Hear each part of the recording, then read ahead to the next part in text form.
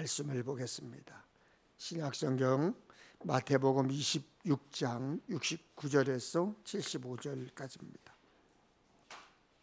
베드로가 바깥들에 앉았더니 한 여종이 나와 이르되 너도 갈릴리 사람 예수와 함께 있었도다 하거늘 베드로가 모든 사람 앞에서 부인하여 이르되 나는 네가 무슨 말을 하는지 알지 못하겠노라 하며 앞문까지 나아가니 다른 여종이 그를 보고 거기 있는 사람들에게 말하되 이 사람은 나사렛 예수와 함께 있었도다 하며 베드로가 맹세하고 또 부인하여 이르되 나는 그 사람을 알지 못하노라 하더라. 조금 후에 곁에 섰던 사람들이 나와 베드로에게 이르되 너도 진실로 그 도당이라 네 말소리가 너를 표명한다 하거늘 그가 저주하며 맹세하여 이르되 나는 그 사람을 알지 못하노라 하니 그 곧 닭이 울더라.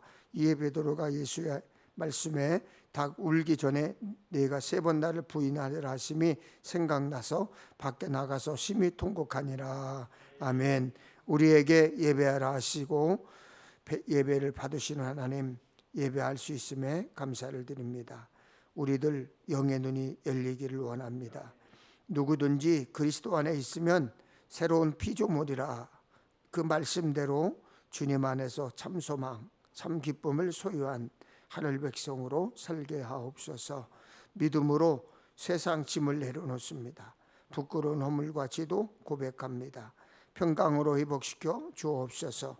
크고 작은 어려움들, 이런저런 기도 제목들 주님께 맡깁니다. 지고 가야 하는 것이라면 감당할 힘을 주옵소서. 지고 갈 수 없는 것이라면 내려놓게 하여 주옵소서. 객지 외국 군대 병상에 있는 성도들 어디에 있든지 눈동자같이 지켜 평안케 하여 주옵소서. 말씀 전하는 종을 성령께서 붙들어 주시옵소서. 그래서 듣는 성도들은 치유받고 회복되는 은혜의 시간 되게 하여 주옵소서. 예수님의 이름으로 기도드립니다. 아멘. 할렐루야. 주 안에서 평안하시기를 간절히 축원합니다. 코로나19가 좀 잦아질 줄 알았는데 점점 더 이렇게 확산이 돼서 4주 더 10월 3일까지 이제 연장이 됐습니다. 수도권은 4단계, 또 지방은 3단계 이렇게 되어 있는데 제가 들은 소식은 제주도는 4단계, 또 부산하고 울산이 4단계, 또 강원도 고성 같은 데는 2단계 이렇게 방역 지침을 내리고 있습니다.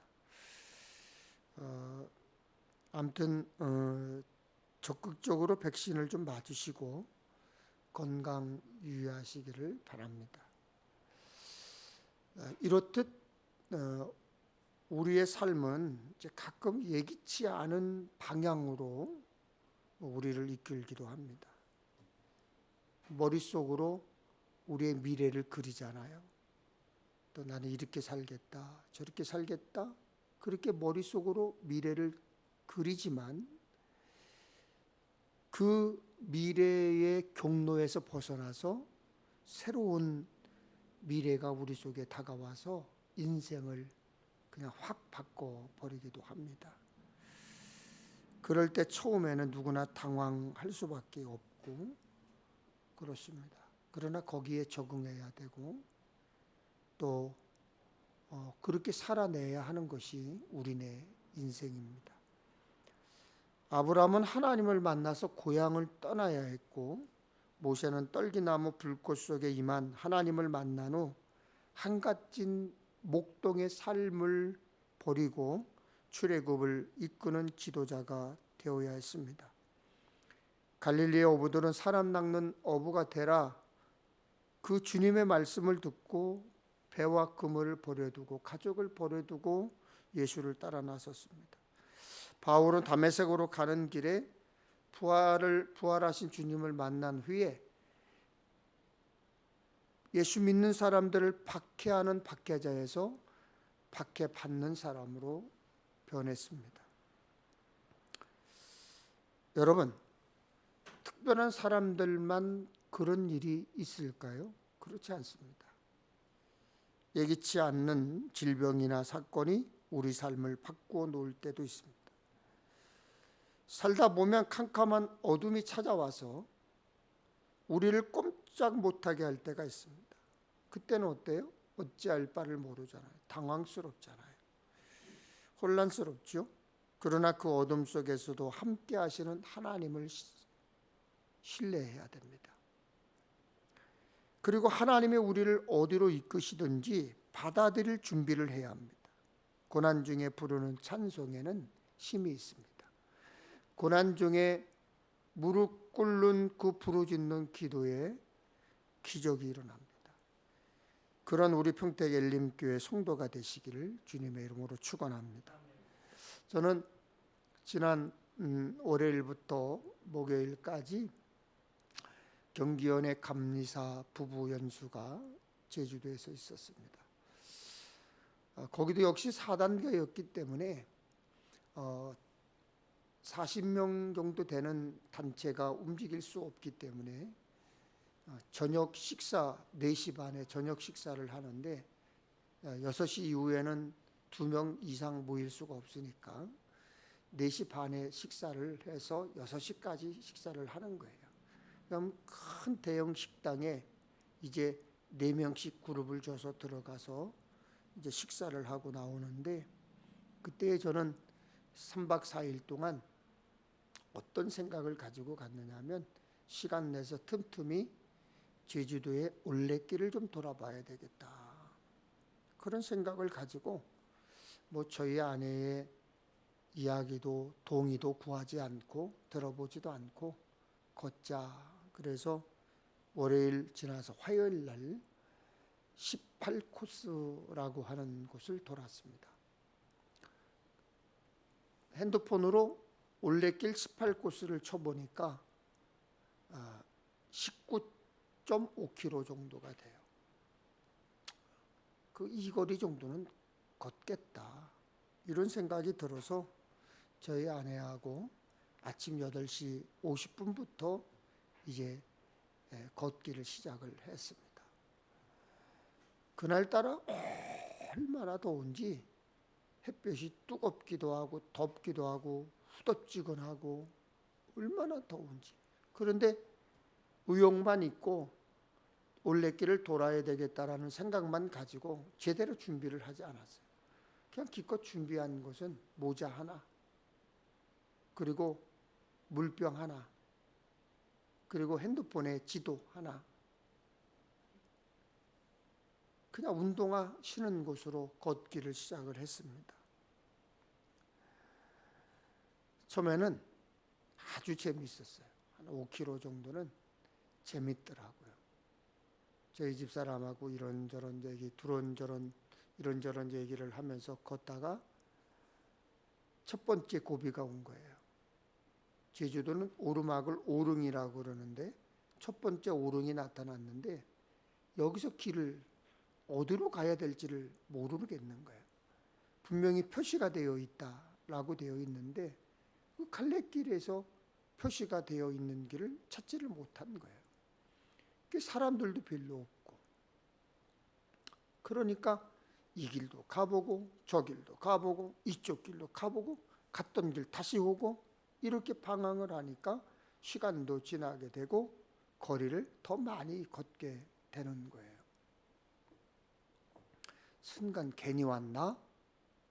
다른 사람들은 다 차를 타고 여기저기 관광지를 돌아다니는데 내가 특별한 걸 있다고 마누라까지 고생시키면서 이렇게 하나? 라는 생각이 들어서 미안한 감도 들고 은근슬쩍 여기서 이렇게 속상한 생각이 드는 거예요. 시간도 버리죠. 에너지도 버리죠. 힘도 들죠. 마음에는 짜증이 나죠. 그러니까 점점 저희 아내하고 한 5km 처음에 시작할 때 재미있었던 그 과정이 사라지고 그냥 말도 없어지게 되고 말을 안 하게 되는 거예요. 서로 힘이 드니까.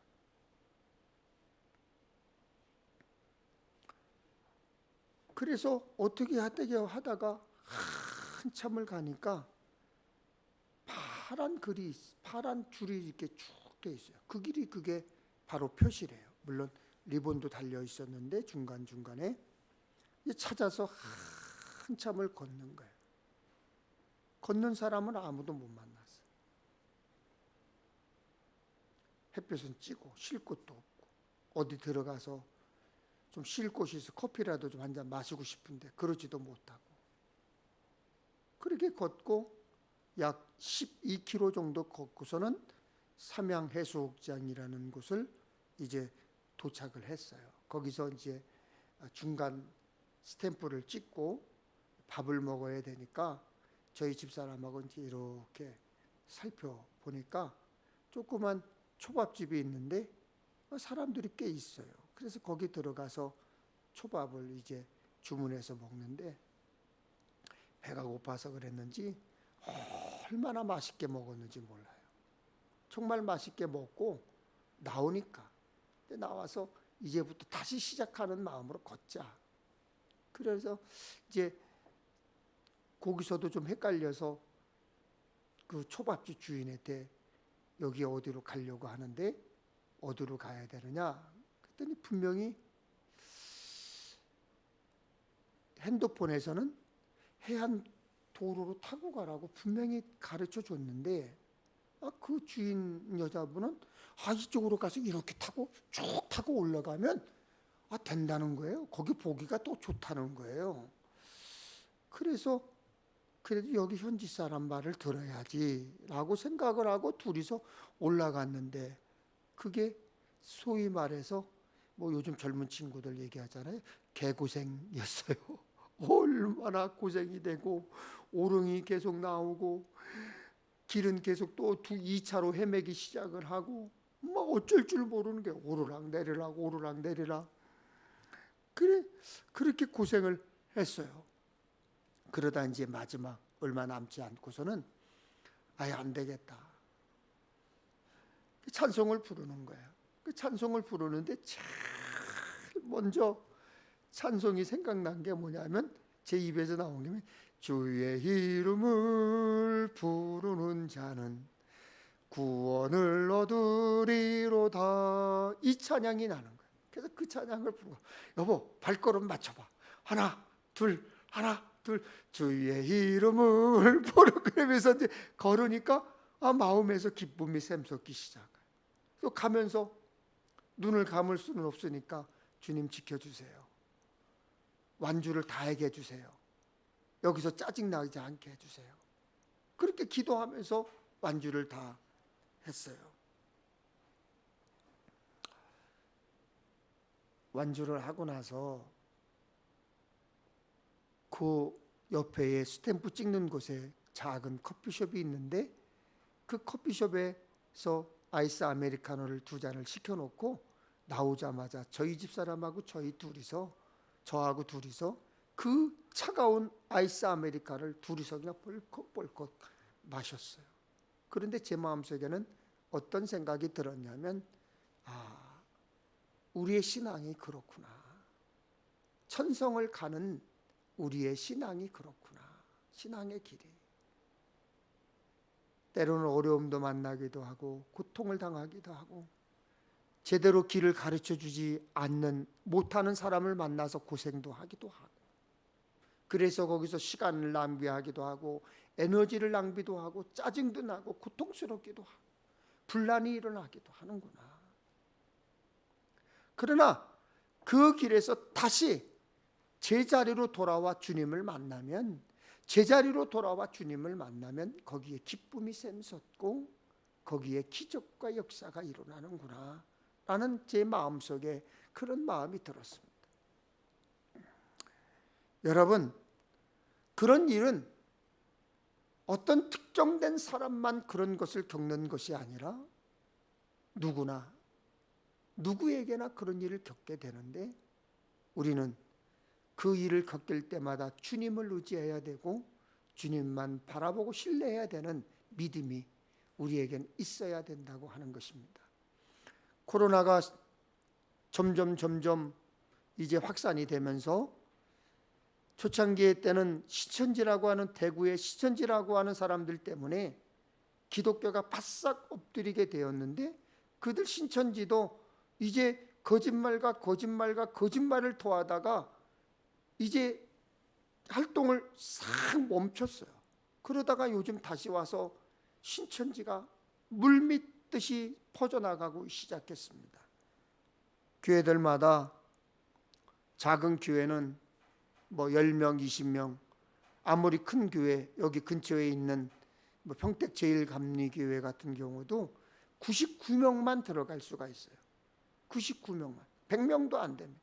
목사까지 앞에서 99명만 들어가서 예배를 드릴 수가 있어요. 그런데 그런 곳에 우리 성도들이 코로나를 핑계로 대고 교회를 오지 않으니까, 교회를 나오지 않고 이 핑계 저 핑계 되니까 이 신천지 사람들이 그 예배를 참석하려고 슬금슬금 가서 그 예배에 참석하고 있다는 거예요. 그리고 문제를 일으킨다는 거죠. 그러니까 또 교회에서는 어떻게 해요? 교회 문을 탁 닫아버리죠. 신천지가 들어올까 봐 교회 문제를 탁 닫아버리는 거예요. 예배가 안 되는 것이죠. 1883년 아동 문학작가 카를로 로렌친이라는 사람이 동화 피노키오의 모험을 발표했습니다. 동화 속의 제페토 할아버지가 사람처럼 말하고 스스로 움직이는 나무 인형에게 피노키오라는 이름을 붙여줬습니다. 근데 이 피노키오는 할아버지의 말을 듣지 않아요. 말썽을 펴요. 거짓말을 해요. 그때마다 피노키오가 거짓말을 할 때마다 코가 길어졌습니다. 진실을 말하면 코가 짧아졌습니다.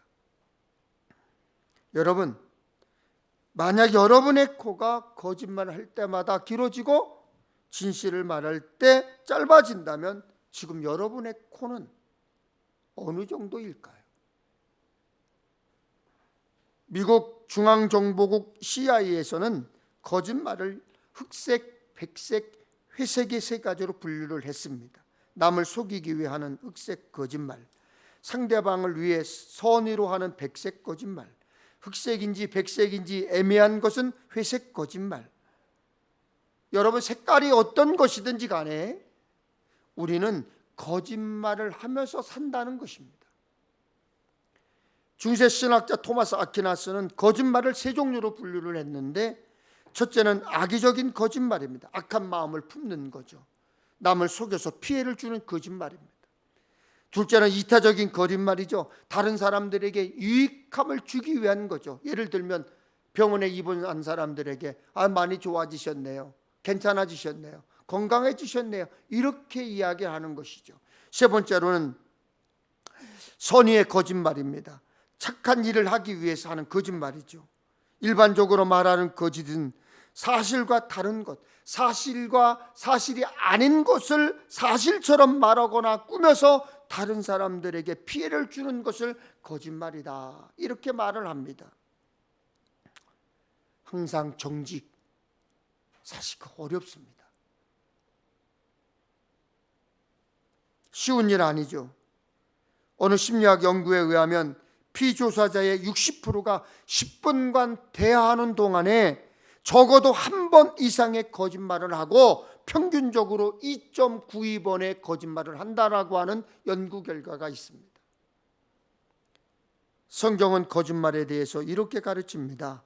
요한복음 8장 44절에 쉬운 성경을 보면 마귀는 거짓말쟁이요 거짓말쟁이의 아버지이므로 그가 거짓말을 할 때에 자신의 말을 하는 것이라.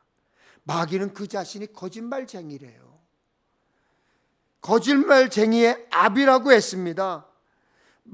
거짓말을 하면 그는 거짓말쟁이고 마귀가 그의 아비가 된다고 말씀하고 있습니다. 거짓말을 하게 되면 결국 하나님의 거룩한 성품과 멀어지게 되어 있습니다. 그러나 우리는 누구의 자녀입니까? 예수 믿고 구원받은 하나님의 자녀입니다. 하나님을 아버지라고 부릅니다. 우리는 우리의 아버지가 하나님이십니다. 하나님의 자녀이기 때문에 거짓말이 아니라 진실을 얘기해야 됩니다. 정직을 얘기해야 합니다. 하나님의 진리를 얘기해야 됩니다. 시편 53편 3절에 악인은 모태에서부터 멀어졌으며 나면서부터 곁길로 나아가 거짓을 말하는도다 했습니다.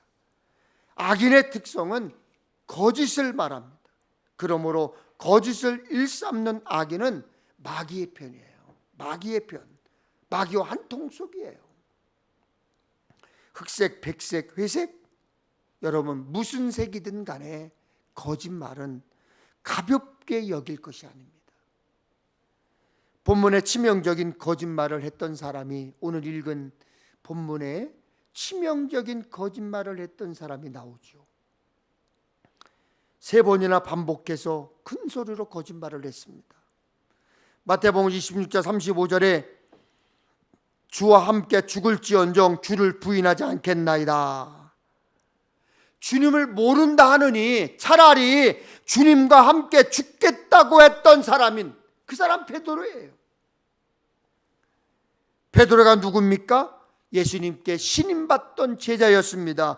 예수님의 12제자 중 가장 뛰어난 수제자였습니다. 예수님은 그에게 게바라고 하는 별명도 줬습니다. 게바가 무슨 뜻입니까? 바위와 반석이라는 뜻입니다.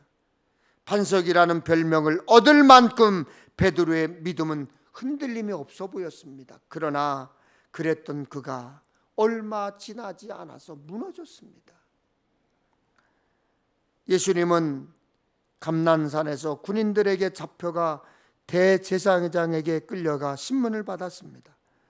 예수님이 하나님의 아들이라는 표현을 하자마자 사람들은 신성모독이라고 하면서 분개를 하고 예수님을 죽여야 한다고 소리쳤습니다. 예수님의 얼굴에 침을 뱉었습니다. 어떤 사람은 주먹으로, 또 그 누군가는 손바닥으로 예수님을 내리쳤습니다.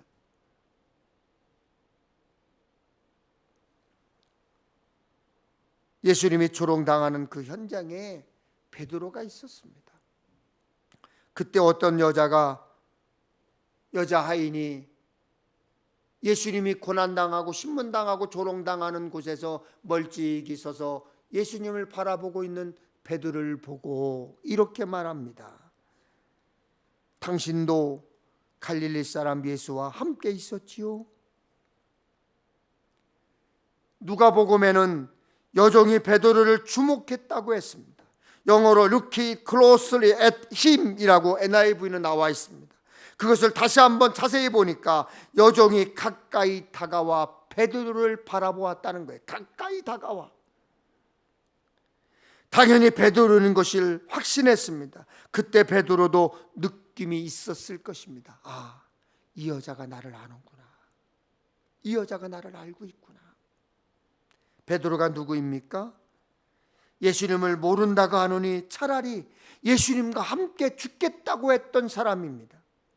그렇다면 자신을 알아본 여종의 질문에 맞소, 당신이 말하는 것처럼 내가 그 예수와 함께 했던 제자 베드로요, 수제자 베드로요 라고 이야기했어야 됐습니다. 그러나 내가 저기서 조롱받고 있는 예수님의 제자요라고 당당히 말했어야 할 베드로가, 그 베드로는 이렇게 말합니다. 당신이 무슨 말을 하는지 모르겠소. 모든 사람들 앞에서 그렇게 말했다고 했습니다.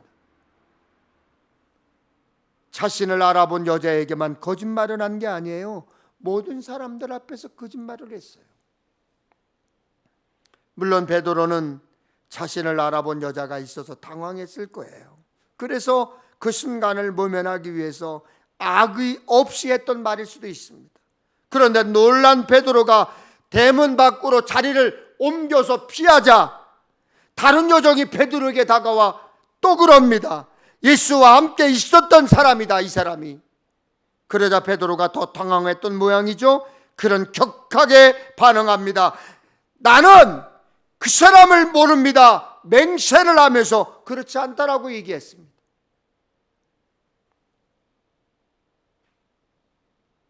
베드로는 그냥 모른다고만 하지 않았습니다. 거짓의 맹세까지 더했습니다. 그렇게 위기를 모면하는 것 같았지만 끝이 아니었습니다. 잠시 후 서 있던 어떤 사람들이 베드로에게 가서 말했습니다. 분명히 너는 그들과 한패다. 내 말씀을 보니 틀림없다. 마태복음 26장 73절 쉬운 성경입니다. 이번에 어떤 사람들, 다수의 사람들이 베드로를 알아봤습니다. 말씀을 보니 틀림없다. 증거까지 들이댔습니다. 그러자 베드로가 더 강하게 거짓말을 합니다. 마태복음 26장 74절에 베드로는 저주를 하며 맹세했습니다. 나는 저 사람을 모릅니다.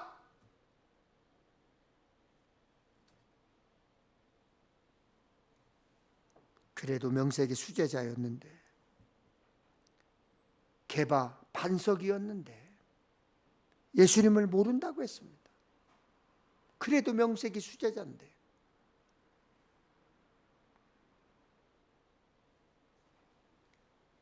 여러분, 지금 우리가 사는 세상은 모든 것이 기록으로 남습니다. 휴대전화를 요즘은요, 여러분 휴대전화 뭐 다 지워버리면, 이 포맷을 다 지워버리고 포맷을 다시 하면 뭐 다 없어지는 줄 아시지요? 아니에요.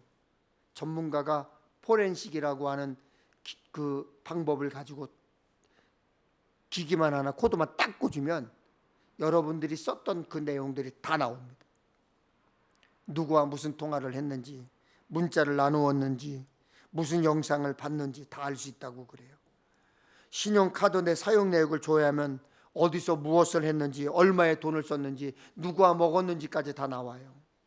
인터넷 무슨 사이트를 언제 어떻게 접속해서 어떤 글을 남겼는지 다 알 수 있는 세상입니다. 이런 세상에 비밀이 없는 시대에 우리가 살고 있는데, 그런데도 사람들은 점점 거짓말을 더 많이 하기 시작했습니다. 미 UCLA 대학교의 교수의 제너럴 젤리슨이라고 하는 교수가 사람은 하루 평균 200번의 거짓말을 한다고 그럽니다.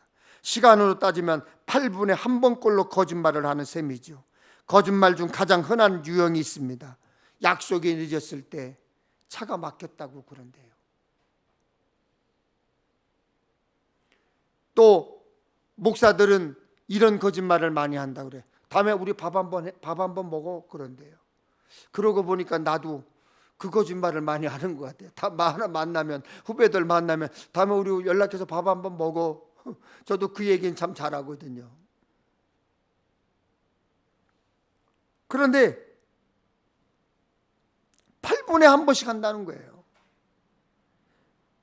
예의상하는 거짓말들도 있대요. 심지어 연인이나 부부 사이에서도 사랑한다 그 말이 거짓인 경우가 훨씬 더 많대요.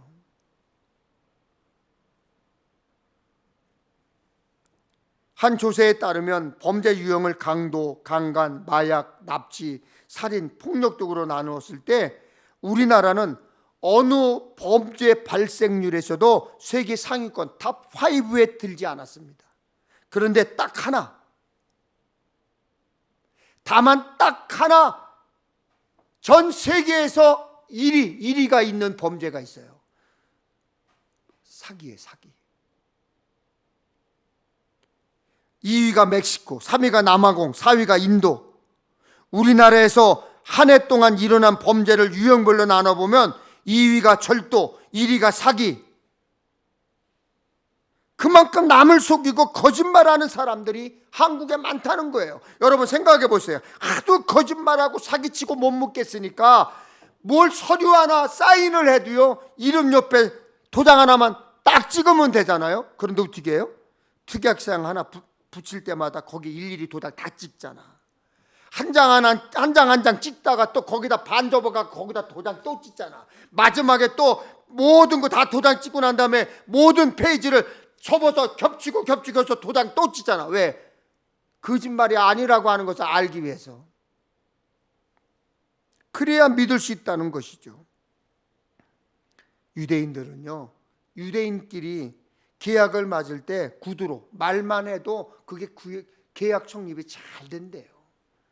구두 계약이라고 해서 무시하고 약속을 지키지 않으면 유대인 사회에서 살아남지 못한다고 합니다. 그런데 우리 사회는 거짓말이 얼마나 많은지 서로 믿지 못해. 서로 믿지 못해. 서로 믿지를 못해요.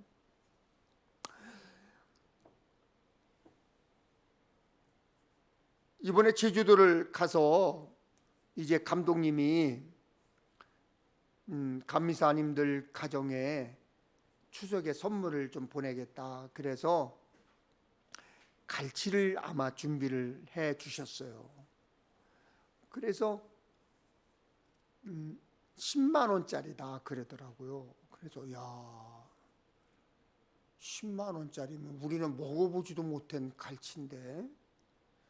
그러다가 이제 마지막 날 저희 집 사람하고 둘이서 이제 거기 제주도에서 제일 큰 시장이 동문시장이라는데 어마어마하게 크더라고요. 그래서 가서 이제 쭉 살펴보는데 감독님이 갈치를 선물로 보낸다니까 거기에 관심이 꽂힌 거야, 제가 또. 그래서 갈치를 이렇게 살펴보는데 먹음직스러운 갈치가 얼마나 많은지 몰라. 여기서는 가격도 못 붙일 건 거기는 가격을 붙일 정도로 가격이 저렴하더라고요. 은갈치, 먹갈치 말고 낚시로 잡은 거 있잖아요. 그걸 하는데 4만 원, 5만 원이면 특대를 살 수가 있어. 얼마나 큰지. 예? 그래서 야, 이런 거를 10만 원어치나 보냈어? 그러면 한 3마리는 보냈겠다. 왜냐면 감리사님들만 29가정이죠. 감독님 있죠. 총무님 있죠. 연예 실행부 위원들. 그러니까 40가정, 50가정은 보내야 되니까 단체로 보내니까 또 싸게 주잖아요. 그래서 기대를 만빵하고 이제 왔어. 근데 그저께 도착을 했어요. 오자마자 저하고 집사람이 그 갈치가 오자마자 얼른 칼로 탁 찢어서 막 오픈을 한 거야. 기대가 돼서. 이야. 그래서 갈치가 오면 이제 한 3마리 10만 원짜리니까 세 마리 정도 갈치면 팩으로 다 해갖고 포장을 다 손질해서 오는 거니까 머리 대가리 띄고 꽁지 띄고 그래도 이게 3토막 4토막이면 이 10만 원짜리니까 이 손펴도 내가 거기 동문시장 가서 봤을 때 손을 딱 펴도 4만 원짜리 피니까 이거보다 더 크더라고. 내 손바닥보다. 내가 재봤거든.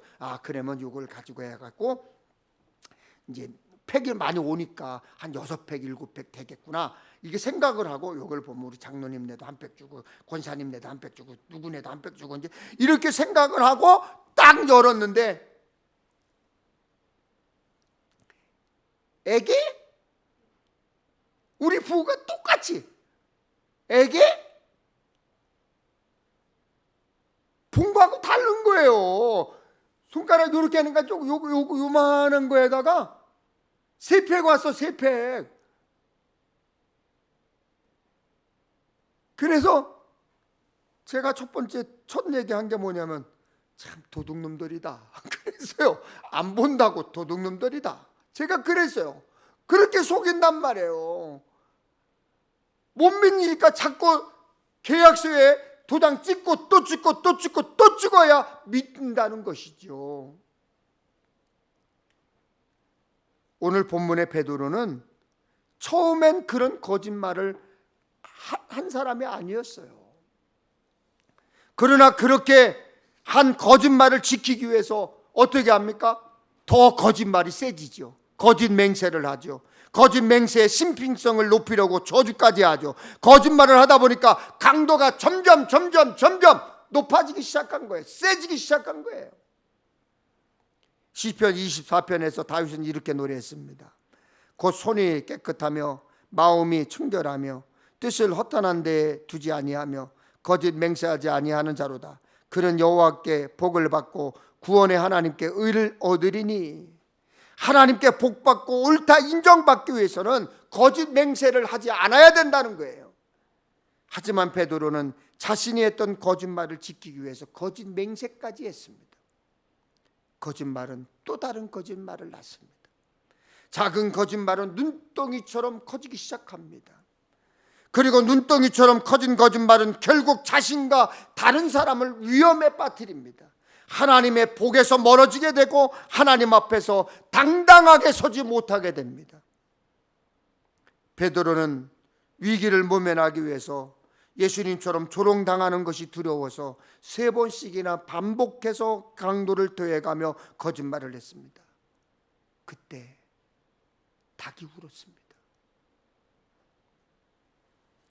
마태복음 본문과 같은 내용을 기록한 누가복음 22장을 보면 닭이 운 후에 있었던 일 하나를 소개하고 있는데, 누가복음 22장 61절에 주께서 돌이켜 베드로를 보시니 베드로가 주의 말씀 곧 오늘 닭 울기 전에 내가 3번 나를 부인하리라 하심이 생각나서 사람들에게 맞고 조롱당하던 예수님이 몸을 돌이켜 베드로를 쳐다보았습니다. 그때 베드로의 눈과 예수님의 눈이 마주쳤습니다. 2004년에 방영되었던 패션 오브 크라이스트에 보면 베드로를 바라본 예수님의 시선이 바로 이렇게 연기되어 있습니다. 선 오브 갓에서는 베드로를 바라보는 예수님의 시선이 이렇게 연기하고 있습니다. 영어 성경 NIV에서는 The Lord looked straight at Peter라고 있습니다. 지나가듯 살짝 본 것이 아닙니다. 예수님이 그냥 베드로를 볼 때 지나가듯이 살짝 지나가듯이 본 게 아니에요. 예수님은 베드로를 똑바로 봤습니다. 다른 영어 성경 SBV에 보면 look into, 속까지 들여다 봤다라고 하는 거예요. 예수님의 마음까지 들여봤다고 하는 거예요. 속을 들여다보다. 그때 예수님은 베드로의 속마음을 들여다보셨던 거예요. 베드로는 예수님을 3번이나 알지 못하노라 했습니다. 그리고 닭이 울고 나서야 무엇을 잘못했는지 깨달았습니다. 그리고 통곡했습니다. 여러분, 우리는 왜 이렇게 미련하지요? 우리는 왜 이렇게 미련하지요? 미련하고 또 미련해서 예수님과 눈을 마주쳐야, 닭이 울어야, 그때서야 잘못을 깨닫는 우리, 왜 이렇게 미련하지요? 심히 통곡하며 후회합니다. 코로나19 시대에 참으로 어이없게도 교회가 많은 지탄을 받습니다. 예수 믿는 사람이 많은 비난을 받습니다. 교회에 쏠리는 비난, 비판, 여러분 참으로 안타깝지요. 그런데 여러분 가만히 한번 생각해 보세요. 그 비난과 비판이 교인들의 거짓말에 대한 것이 많습니다. 우리는 베드로를 똑바로 보셨던 예수님의 눈빛을 기억해야 돼요. 자신의 편의를 위해서 하는 거짓말, 이득을 얻기 위해서 하는 거짓말, 손해가 두려워 진실을 포기하고 하는 거짓말, 그때마다 예수님이 보고 계시다는 것을 기억해야 합니다. 그냥 보시는 게 아니에요. 예수님이 베드로의 속마음을 뚜렷하게 보듯이 우리를 속까지 들여다보고 계신 거예요.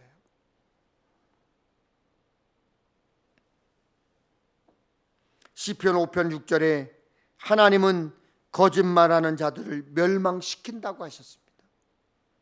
다윗이 이렇게 노래했습니다. 시편 23편 3절 4절에 여호와의 산에 오를 자가 누구며 그의 거룩한 곳에 설 자가 누구인가? 곧 손이 깨끗하며 마음이 청결하며 뜻을 어떠한 데에 두지 아니하며 거짓 맹세하지 아니하는 자로다. 잠언의 말씀입니다. 거짓 입술은 여호와께 미움을 받아도 진실이 행하는 자는 그의 기뻐하심을 받느니라. 이번 설교를 준비하면서 원래 이번 주 설교가 다른 거예요. 올레길을 2코스를 걸으면서 하나님과의 수없는 대화를 했어요. 저의 속마음도 드러내고 하나님과 밀당도 하고, 하나님 내가 이렇게 할 때는 하나님 이렇게 해주세요.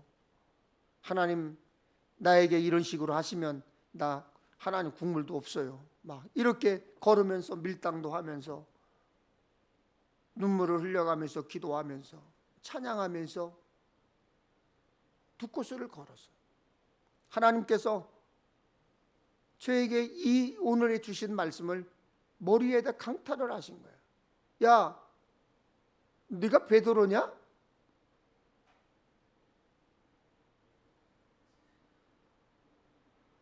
너 베드로야? 네 맘대로 예수 믿고 네 맘대로 목회하고 네 마음대로 예수 믿냐?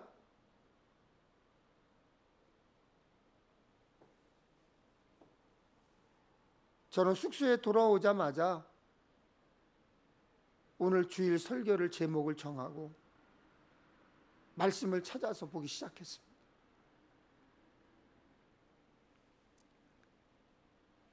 하나님의 편에 서려면 손이 깨끗해야 되고 마음이 청결해야 합니다. 거짓 맹세를 버려야 합니다. 진실을 행하여 하나님의 기쁘심을 받습니다.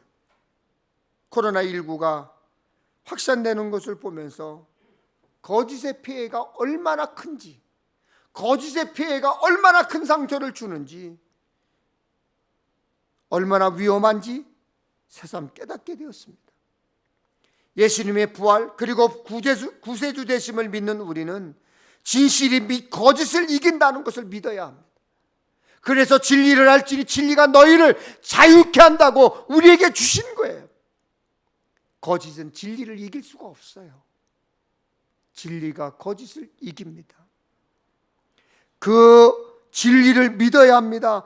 진리가 자유롭게 함을 믿어야 합니다. 그러므로 흑색이든 백색이든 회색이든 똑바로 쳐다보시는 예수님의 시선 앞에서 당당하게 말할 수 있는지 생각해 봐야 돼요.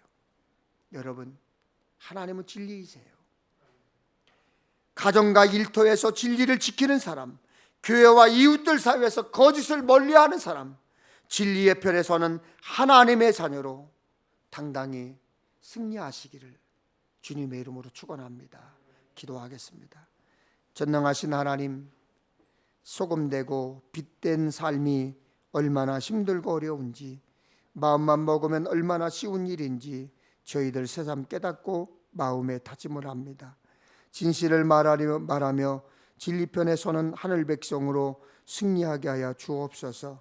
아버지 하나님, 예배하는 이들 어디에 있든지 신령과 진정으로 드리는 예배를 구별하시고 받아 주시옵소서. 예수님의 걸어가신 이름으로 기도하옵나이다. 아멘.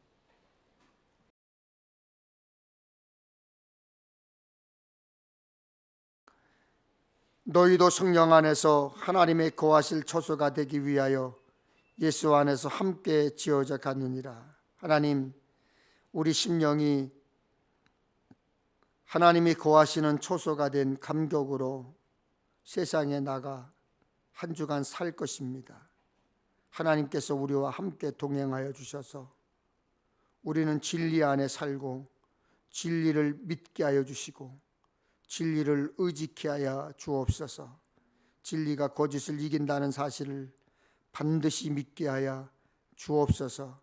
지금은 죄와 허물로 죽은 저희로 인하여 십자가상에서 구원을 집행하신 예수 그리스도의 은혜와 저희의 구원을 계획하시고 이루신 하나님 아버지의 사랑하심과 지금도 성도 한 사람 한 사람에게 구원을 적용하시는 성령님의 역사하심이 믿음으로 담대히 나아가는 사랑하는 성도들과 가정과 우리 평택 엘림교회 위에, 그리고 이 나라 이 민족 그리고 위정자들 머리 위에, 하나님 코로나로 인해서 고통당하고 있는 백성들 머리 위에, 그리고 그 코로나를 이기기 위해서 수고하고 있는 의료진들 위에 이제로부터 영원토록 함께 하옵시기를 간절히 축원하옵나이다. 아멘.